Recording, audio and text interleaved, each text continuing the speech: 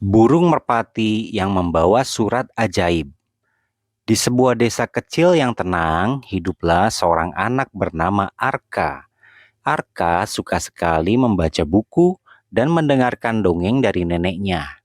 Namun, ada satu hal yang selalu membuat penasaran. Dongeng tentang burung merpati yang bisa membawa surat ajaib. Nenek sering bercerita, di dekat hutan desa kita ada burung merpati putih. Katanya ia bisa membawa surat yang membuat doa atau harapanmu terkabul. Tapi hanya anak yang berbakti, yang baik yang bisa menemukannya. Arka pun sering bermimpi bisa bertemu dengan merpati ajaib itu. Suatu sore saat bermain di padang rumput, Arka melihat seekor burung merpati putih dengan sayap berkilau sedang bertengger di pohon besar. Indah sekali, apa ini burung yang diceritakan nenek, gumam Arka. Tiba-tiba burung itu terbang mendekat. Di kakinya ada gulungan kertas kecil. Burung itu menjatuhkan kertas itu tepat di depan Arka. Dengan hati berdebar, Arka membuka surat itu. Isinya hanya satu kalimat. Tulis harapanmu dan percayalah. Arka pun menulis di surat itu. Aku ingin semua anak di desa punya buku untuk belajar. Ia menggulung kertas itu kembali dan meletakkannya di atas batu. Tak lama, burung merpati datang lagi mengambil surat itu, lalu terbang ke arah langit senja. Keesokan harinya, hal ajaib terjadi. Seorang pedagang dari kota datang membawa gerobak penuh buku.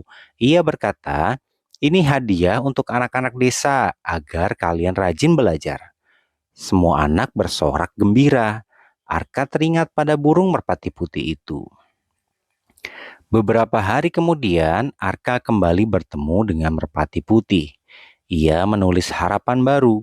Aku ingin desa kami selalu damai dan semua orang saling membantu. Burung itu kembali membawa surat ke langit. Esoknya, ada kejadian mengejutkan. Dua tetangga yang sering bertengkar akhirnya berdamai. Mereka bahkan bekerja sama memperbaiki jembatan desa yang rusak. Arka tersenyum. Ia sadar bahwa surat itu benar-benar ajaib.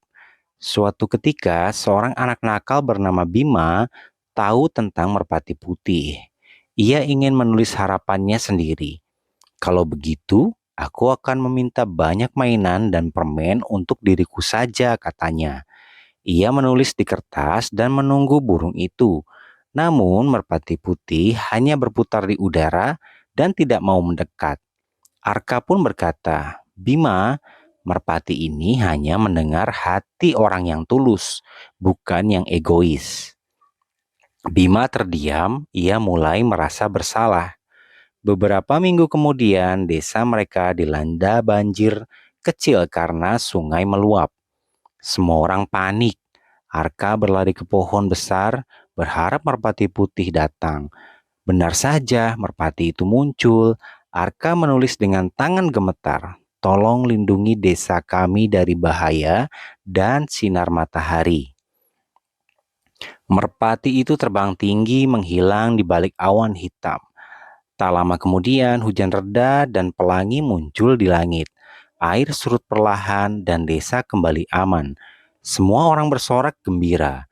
Mereka sadar bahwa berkat hati baik Arka, doa mereka terkabul. Sejak hari itu, burung merpati putih jarang terlihat lagi. Namun setiap kali anak-anak menulis doa ataupun harapan yang tulus, mereka percaya merpati putih itu pun masih terbang ke langit, membawa surat ajaib menuju tempat penuh keajaiban. Arka tersenyum setiap kali menatap langit, percaya bahwa keajaiban selalu datang pada hati yang baik. Jangan lupa komen, like, subscribe channel ini untuk mendapatkan kisah seru lainnya, dan sampai jumpa di kisah selanjutnya.